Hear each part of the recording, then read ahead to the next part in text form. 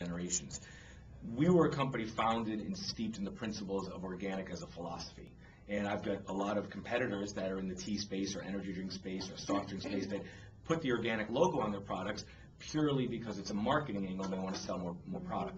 And when they have to be transparent oftentimes and explain maybe to people like you that want to learn more about the real reason a company went into business, or they're at conferences and they get asked questions that are tough about it, they oftentimes can't say much about really why they're organic. Now, I could spend another breakfast with you guys just talking about why we're organic or why, but it really goes back to my childhood.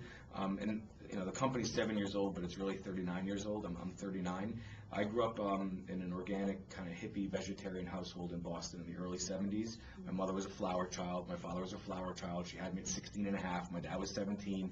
They basically kind of revolted from formal religion and lived in an ashram. And so I was brought up my first, I think, almost 2.5 years in an ashram environment where we meditated, we ate vegetarian, we cared about the earth. They were into Greenpeace and protesting, save the whales and save the seals. And my mother used to take us as kids to Burger King and McDonald's, and we wait online and we get to the front and she'd say to the guy, "I'll have a meatless Whopper."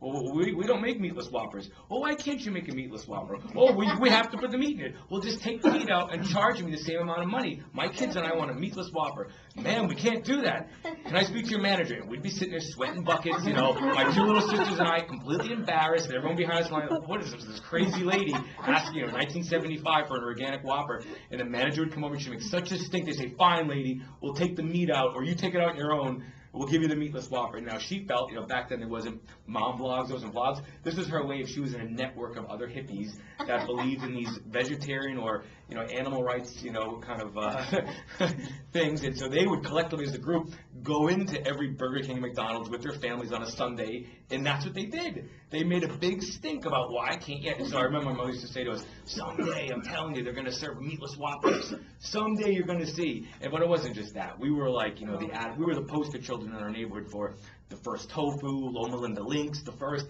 everything organic. Everything was whole grains. And back then, organic cereal wasn't like today's organic cereal. It actually came with the bugs. Yeah, so right. You'd be pouring it out, and there would be little bugs sometimes.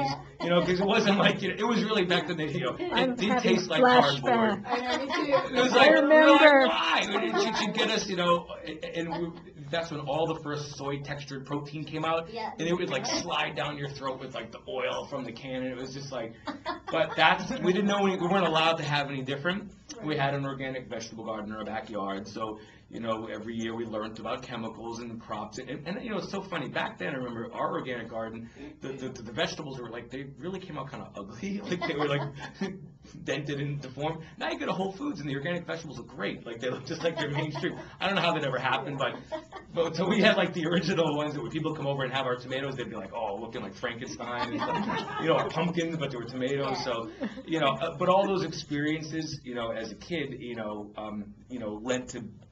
lent itself to why the business is the way.